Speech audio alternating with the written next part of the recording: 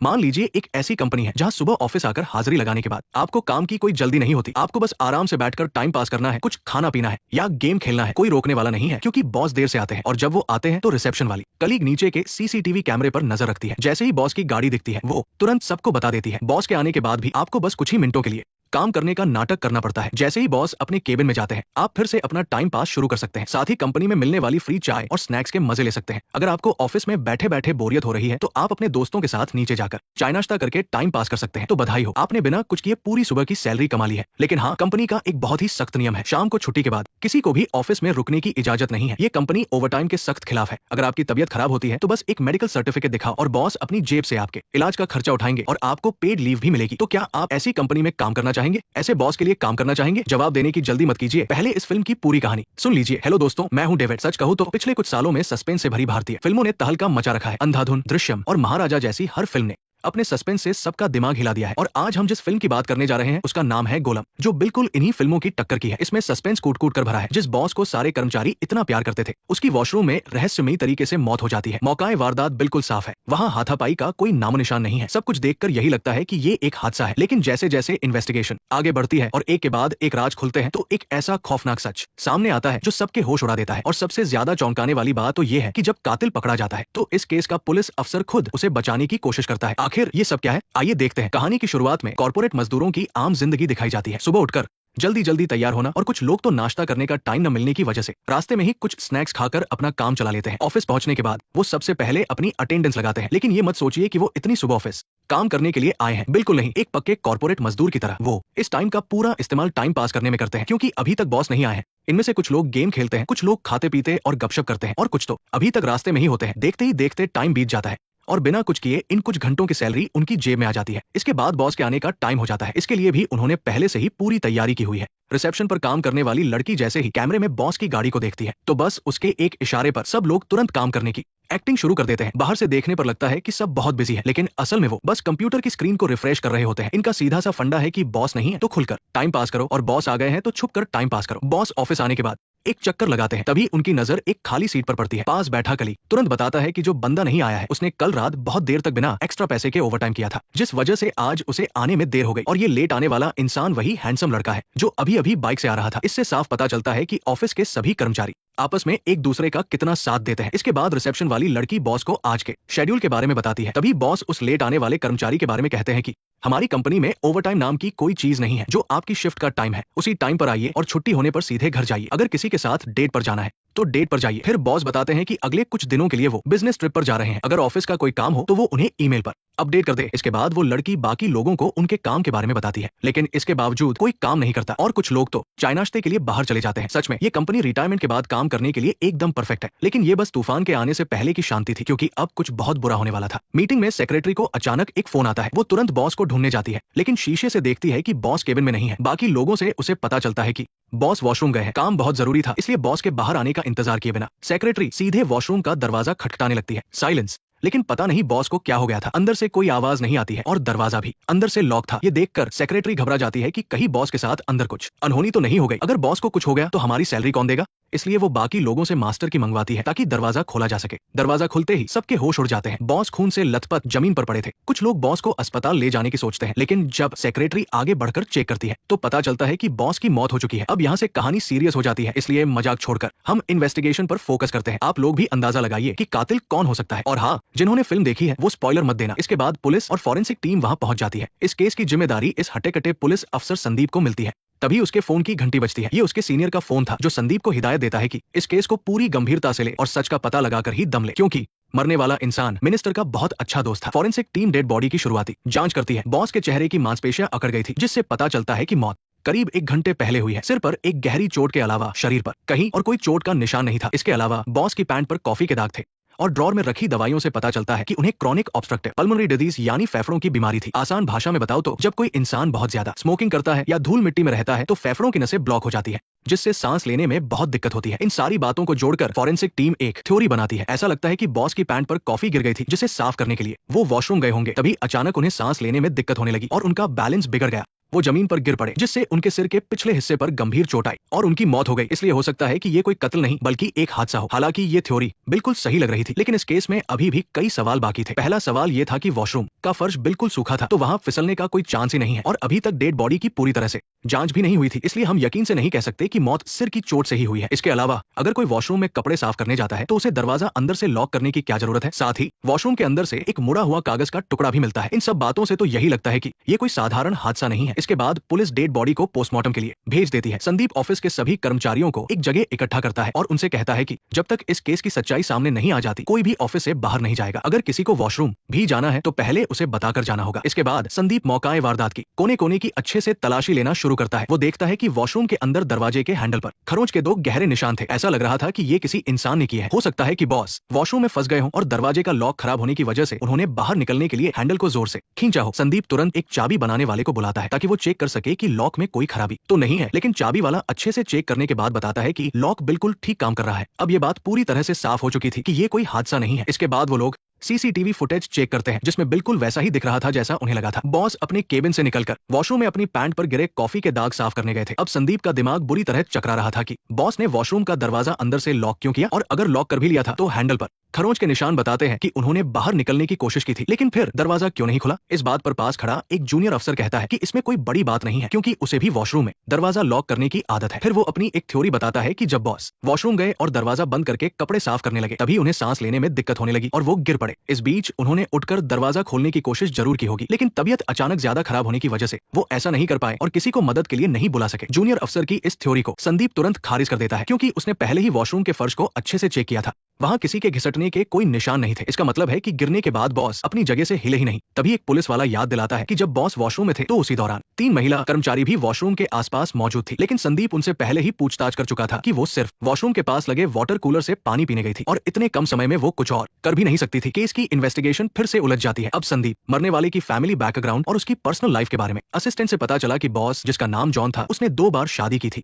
लेकिन दोनों बार तलाक हो गया। इस दुनिया में उसका इकलौता रिश्तेदार उसका एक भाई है जो अभी अमेरिका में है और वो भी बहुत अमीर है। अगर दोनों के पैसों को मिला दिया जाए तो उनकी 10 पुश्तें आराम से खा सकती है, इसलिए पैसों के लिए कत्ल की बात तो हो ही नहीं सकती। इसके अलावा जॉन का बिजनेस पार्टनर भी था जिसका नाम जॉर्ज था। वो दुबई में उनका बिजनेस संभालता था। जॉन की मौत की खबर सुनकर वो भी यहाँ आ रहा था। इस हिसाब से जॉर्ज पर सबसे ज्यादा शक था क्योंकि जॉन के मरने पर सबसे ज्यादा फायदा उसी को होता। बेशक ये सिर्फ एक शक था और बाकी लोगों पर से भी शक हटाया नहीं जा सकता था, इसलिए संदीप ने सभी एम्प्लॉयज के फोन अपने कब्जे में लिए और उनसे पूछताछ शुरू की। सबसे पहले मैनेजर की बारी आई कि वो जॉन के पास क्यों गया था। मैनेजर ने मर्डर से पहले की पूरी कहानी सच सच बता दी। आज सुबह वो मीटिंग में था, तभी अचानक उसे दूसरे बॉस जॉर्ज का फोन आया। उसने कहा कि जॉन का फोन नहीं लग रहा है तो उसने मैनेजर को देखने के लिए भेजा। इसके बाद ही टॉयलेट में उसकी लाश मिली। इसके अलावा उन्हें ये भी पता चला कि मैनेजर पहले जॉर्ज के साथ काम कर चुका था, इसलिए अगर जॉर्ज कातिल हुआ तो मैनेजर उसका साथी हो सकता है। इसके बाद संदीप ने सबसे पूछा कि जब बॉस टॉयलेट में बेहोश हुआ तो क्या किसी ने भी अंदर से कोई आवाज नहीं सुनी? एक मोटी लड़की ने बताया कि उस वक्त सफाई वाली आंटी सफाई कर रही थी जिससे पूरे ऑफिस में वैक्यूम क्लीनर की तेज आवाज आ रही थी। सबसे पूछताछ के बाद भी कोई खास सुराग नहीं मिला। फिर संदीप ने सिक्योरिटी गार्ड से पूछा कि उस वक्त वो क्या कर रहा था। गार्ड ने कहा कि सुबह वो कचरा जला रहा था जो ऑफिस का रोज का कचरा था और ये उसका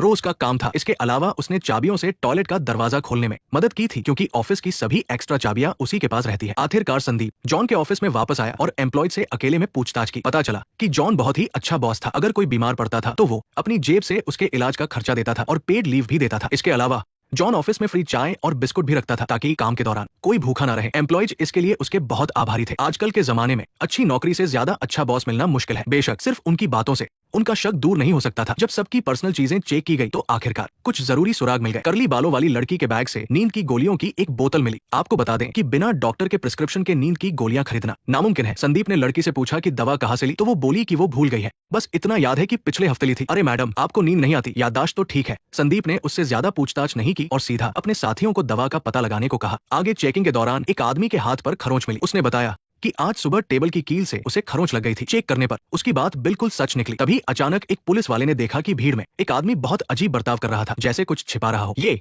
क्या है? कुछ नहीं, ये एक बैग है। बैग? मुझे सब समझ आ रहा है। तुम अंदर क्या ढूंढ रहे हो? मैं तो बस ऐसे ही देख रहा था। तुम मुझसे ये सब क्यों पूछ रहे हो? बाहर निकालो इसे, बाहर निकालो। हिलो मत, हिलो मत, हिलो मत, हिलो मत, वही रुक जाओ। हिलो मत, रुक जाओ। हिलो मत, रुक जाओ। हिलो मत, भागो मत, वही रुक जाओ। हिलो मत, हिलो मत, रुक जाओ, रुक जाओ। हिलो मत। आखिरकार वो ज्यादा दूर नहीं भाग पाया और नीचे पुलिस ने उसे घेर लिया और उस आदमी ने जो चीज छिपाई थी वो ड्रग्स थी। चलो कुछ तो हाथ लगा। मर्डर तो सॉल्व नहीं हुआ, लेकिन एक ड्रग केस जरूर पकड़ा गया। उस आदमी को हथकड़ी पहनाने के बाद दूसरा बॉस जॉर्ज भी ऑफिस आ गया। संदीप के पूछे गए सवालों का जॉर्ज ने बहुत ही आराम से और सच सच जवाब दिया। उसने बताया कि वो पिछले बुधवार ही वापस आया है। वो यहाँ एक दोस्त की शादी में शामिल होने आया था और वो आखिरी बार जॉन से 2 हफ्ते पहले दुबई में मिला था। वापस आने के बाद दोनों की कभी मुलाकात नहीं हुई, बस फोन पर ही बात होती थी। आज सुबह भी उसने काम के सिलसिले में जॉन को फोन किया था, लेकिन उसका फोन नहीं लग रहा था, इसलिए उसने मैनेजर को चेक करने के लिए भेजा था और तब जाकर उसे जॉन की मौत का पता चला। जहां तक बात है जॉन के बाद बिजनेस कौन संभालेगा, तो वो जॉर्ज नहीं बल्कि जॉन का भाई होगा। इसके लिए उन्होंने बहुत पहले ही एग्रीमेंट कर लिया था। अगर ऐसा है तो जॉर्ज के पास पैसों के लिए कत्ल करने की कोई वजह नहीं थी। मजबूरी में संदीप को जॉर्ज को वापस भेजना पड़ा, लेकिन जब तक कातिल नहीं पकड़ा जाता तब तक वो देश से बाहर नहीं जा सकता था। फिलहाल नींद की गोलियों के अलावा उन्हें जो भी सुराग मिले वो सब बेकार थे। इससे संदीप काफी परेशान हो गया। वो थोड़ा रिलैक्स होने के लिए बाहर आया और तभी अचानक उसे एक बहुत बड़ा सुराग मिल गया। उसने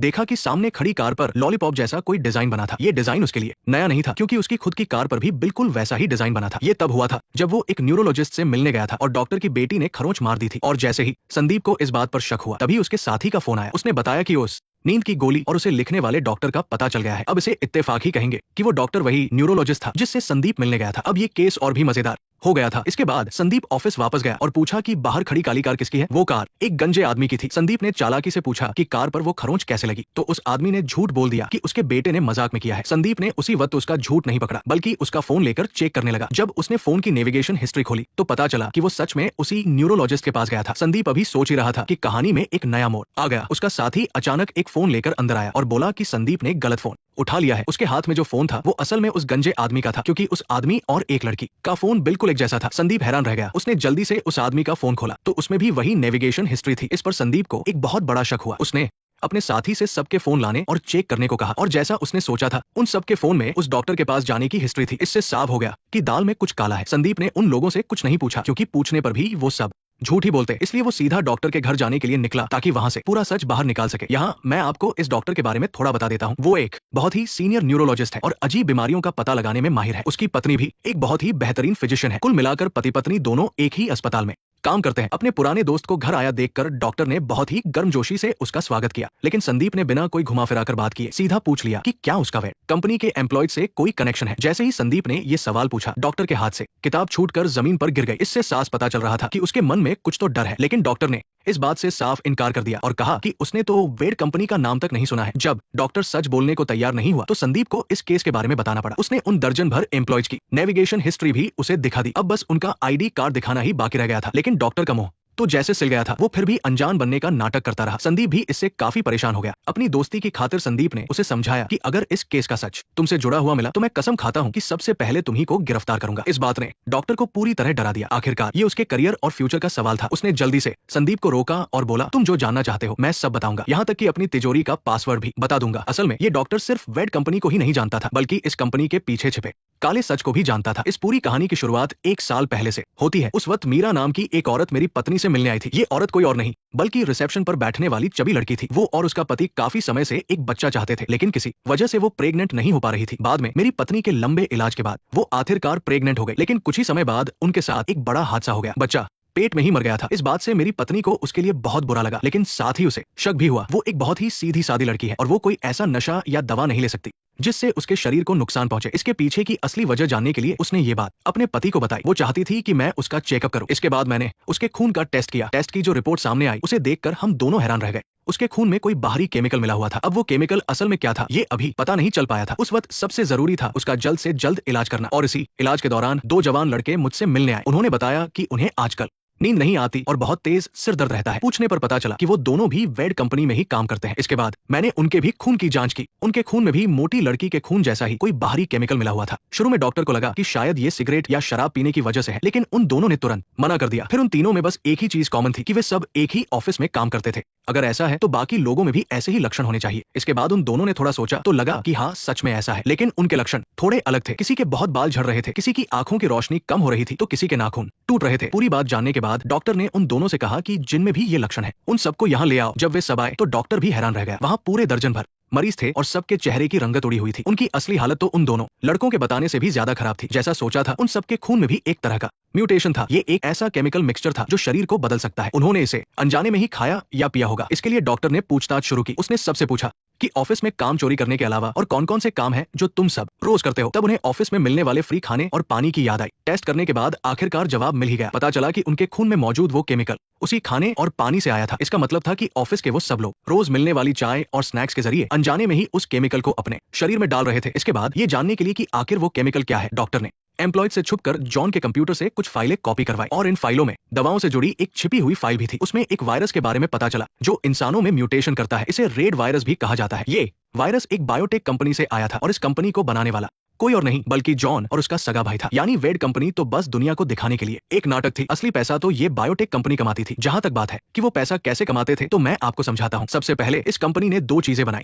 एक था रेड वायरस और दूसरा था उस वायरस का एंटीडोट। उनका प्लान बहुत ही सिंपल था। पहले इस खतरनाक रेड वायरस को बनाओ, फिर इसके एंटीडोट पर कब्जा कर लो। जब वायरस फैलेगा तो लोग अपनी जान बचाने के लिए मुंह मांगे दाम पर उनका एंटीडोट खरीदेंगे। इस तरह वो छप्पर फाड़ के पैसे कमा सकता था। लेकिन क्योंकि एंटीडोट अभी पूरी तरह से तैयार नहीं था, इसलिए जॉन ने अपनी ही कंपनी के लोगों को एक्सपेरिमेंट के लिए गिनी पिग बना लिया। अब सवाल है कि उनमें इतने खतरनाक लक्षण क्यों दिखे। इसका जवाब ही बहुत आसान है। जैसे किसी भी सही दवा को इस्तेमाल करने से पहले इंसान की सेहत और बॉडी टाइप के हिसाब से टेस्ट किया जाता है और उसकी डोज सेट की जाती है। लेकिन जॉन ने इन सब की कोई परवाह नहीं की। उसने सीधा चाय और स्नैक्स में वो एंटीडोट मिला दिया ताकि हर एम्प्लॉय चाहे उसकी सेहत कैसी भी हो उसे खा ले। ये तो बिना सोचे समझे दवा खाने जैसा था। हर किसी के जीन्स और सेहत अलग होती है, इसलिए इस जहरीले केमिकल का असर भी सब पर अलग अलग हुआ। जिनकी बॉडी सेंसिटिव थी या जिन्हें पहले से कोई बीमारी थी उनके लक्षण और भी बुरे हो गए। और एक बार ये एंटीडोट शरीर में चला गया तो फिर इसका कोई इलाज नहीं था। हाँ, एंटीडोट ने उनके शरीर में अपना पहला स्टेज पूरा कर लिया था, इसलिए अब उन्हें और कोई नुकसान नहीं होगा। लेकिन जो लोग गंजे हो गए उनके बाल वापस नहीं आएंगे। जिनकी नजर कमजोर हो गई वो लेजर सर्जरी से भी उसे ठीक नहीं करा सकते। उनका ये दर्द कुछ दिनों का नहीं बल्कि जिंदगी भर का था। इसके बाद डॉक्टर ने ये सारी बातें उन लोगों को बता दी और उस दिन के बाद से वो सब डॉक्टर के पास कभी वापस नहीं आए। सच जानने के बाद संदीप वापस ऑफिस आया। उसने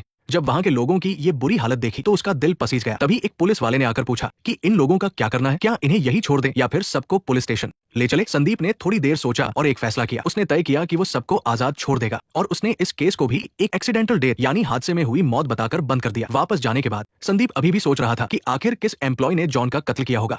तभी अचानक फोरेंसिक डॉक्टर का फोन आया। उसने बताया कि मौत सिर के पीछे चोट लगने से नहीं हुई है। बहुत मुमकिन है कि उसकी मौत फेफड़ों की बीमारी की वजह से हुई हो, लेकिन पक्का करने के लिए अभी और टेस्ट करने होंगे। फोन रखने के बाद संदीप ने फिर से केस के बारे में सोचना शुरू किया। तभी उसकी नजर जमीन पर एक मरी हुई कॉकरोच को ले जाती हुई चींटियों पर पड़ी और इसी से उसे इस पूरे मर्डर की कहानी और इसके पीछे का पूरा सच समझ में आ गया। ये एक ग्रुप मर्डर था। ऑफिस में मौजूद हर एक इंसान कातिल था। उन सबने मिलकर इतनी सफाई से काम किया था कि ये मर्डर एकदम परफेक्ट लग रहा था। अब मैं आपको संदीप के अंदाजे से जॉन की मौत की पूरी कहानी डिटेल में समझाता हूँ। जब सबको पता चला कि उनकी ये हालत जॉन की वजह से हुई है तो उन सबने मिलकर मर्डर का प्लान बनाया। सबसे पहले उन्होंने रोज जॉन की रूटीन को देखा, जैसे वो कितने बजे ऑफिस आता है, कितने बजे कॉफी पीता है। जब उन्हें रूटीन समझ आ गया तो उन्होंने आपस में काम बांट लिया। हर किसी को अपना काम अच्छे से पता था। जब सब कुछ एकदम परफेक्ट हो गया तो उन्होंने एक खास दिन चुना और अपना मर्डर प्लान शुरू किया। पहला कदम, उस दिन एक आदमी बाकी सबसे कुछ मिनट पहले ऑफिस पहुंचा। उसने ऐसे नाटक किया जैसे वो वाटर कूलर से पानी लेने जा रहा हो। फिर उसे दीवार से सटकर टॉयलेट में जाना था, क्योंकि ऐसा करने से वो कैमरे में नजर नहीं आता। अपने फिंगरप्रिंट ना छोड़ने के लिए उसने अपने कपड़े से पकड़कर टॉयलेट का दरवाजा खोला और लॉक का बटन दबा दिया। इसके बाद उसने एक मुड़ा हुआ कागज दरवाजे की दरार में फंसा दिया ताकि जब भी कोई दरवाजा खोलेगा वो कागज नीचे गिर जाएगा और दरवाजा बंद होकर अपने आप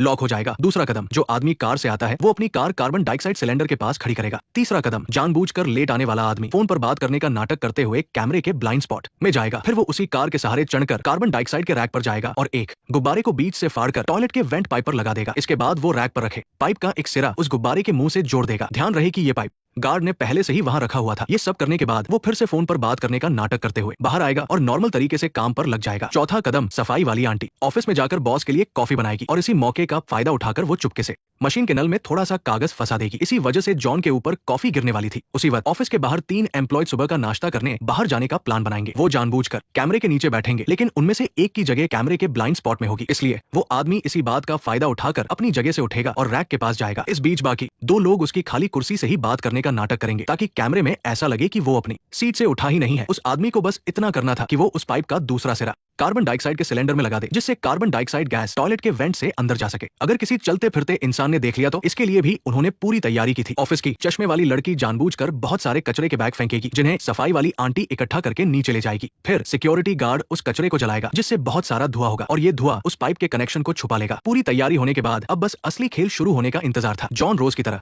कॉफी लेने गया और जैसा प्लान था मशीन से कॉफी सीधा उसके ऊपर गिर गई। जब वो साफ करने के लिए टॉयलेट में गया तो दरवाजे पर लगा कागज नीचे गिर गया और दरवाजा लॉक हो गया। तभी नीचे वाले आदमी ने कार्बन डाइऑक्साइड का वाल्व खोल दिया और गैस पाइप से होते हुए टॉयलेट के वेंट से अंदर जाने लगी। लेकिन बात यही खत्म नहीं हुई। 2 लोगों को पानी पीने का नाटक करना था, जिनमें से एक चुपके से टॉयलेट के दरवाजे के पास जाएगा और हैंडल में एक हेयर क्लिप फंसा देगा ताकि जॉन अंदर से दरवाजा ना खोल सके। आखिरी कदम, सफाई वाली आंटी अपना वैक्यूम क्लीनर चलाकर रोज की तरह काम करेगी। इसका मेन मकसद ये था कि वैक्यूम क्लीनर की तेज आवाज में जॉन के चिल्लाने की आवाज दब जाए। अब टॉयलेट के अंदर जॉन को पाइप से कार्बन डाइऑक्साइड गैस आती हुई दिखी। वो दरवाजा खोलकर भागना चाहता था, लेकिन बाहर हैंडल में तो पहले ही क्लिप फंसी थी। बहुत ही जल्दी गैस उसके शरीर में चली गई, जिससे उसकी फेफड़ों की बीमारी वापस आ गई। सही वक्त पर मदद न मिलने की वजह से आखिरकार उसे अपनी किए की सजा मिल ही गई। जब लगा कि काफी वक्त हो गया है तो नीचे वाले आदमी ने कार्बन डाइऑक्साइड बंद कर दी। एक आदमी फिर से पानी पीने का नाटक करने गया और मौका देखकर हैंडल से क्लिप निकाल ली। उन्होंने सारे सबूत मिटा दिए और इस पूरे मर्डर को एक नॉर्मल एक्सीडेंट बना दिया। यहाँ मैं आपको एक बात बता दूं, इस पूरे काम में सब लोगों ने हिस्सा नहीं लिया था। ऐसा इसलिए क्योंकि कुछ लोगों ने बस प्लान बनाने में मदद की थी। तो ये थी वो कहानी जो संदीप ने सोची थी, लेकिन असलियत भी यही थी। आखिर में संदीप ने भी उनका सच किसी को नहीं बताया क्योंकि वो सच्चाई जान चुका था। भले ही इन एम्प्लॉयज के हाथ खून से सने थे, लेकिन इस खून खराबे की शुरुआत तो खुद जॉन ने अपने पापों से की थी। जब कानून अच्छाई को नहीं बचा सकता तब इंसान के खुद के फैसले ही रोशनी की किरण बनते हैं। फिल्म यही तत्व नहीं होती। जॉन भले ही मर गया हो, लेकिन उसकी वो कंपनी अभी भी चल रही है। रेड वायरस और उसका एंटीडोट अभी भी बन रहे हैं। इसके अलावा डॉक्टर ने संदीप को एक और बात बताई, जॉन का बिजनेस पार्टनर जॉर्ज भी उस कंपनी से जुड़ा हुआ था। फिल्म के आखिर में संदीप चुपके से उस दवा कंपनी की कार में बैठ जाता है ताकि वो उनके राज जान सके। जॉर्ज भी वेड कंपनी में वापस आकर जॉन की जगह ले लेता है। इसका सीधा सा मतलब है कि इस फिल्म का दूसरा पार्ट भी आएगा। वो कब आएगा इसकी अभी तक कोई खबर नहीं है, तो चलिए हम इसका इंतजार करते हैं। खैर, आज की ये शानदार फिल्म यही खत्म होती है। अपना कीमती वक्त निकालकर इसे देखने के लिए शुक्रिया। मैं हूँ अंकल माओ, मिलते हैं अगले वीडियो में।